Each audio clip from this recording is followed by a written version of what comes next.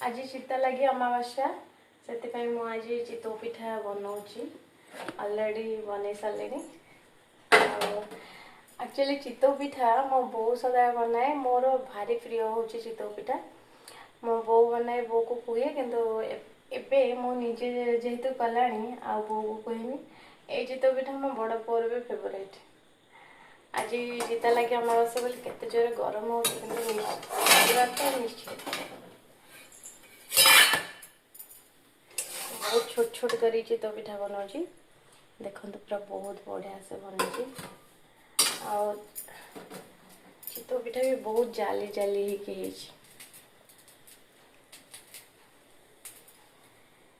पूरा soft soft आ जाली जाली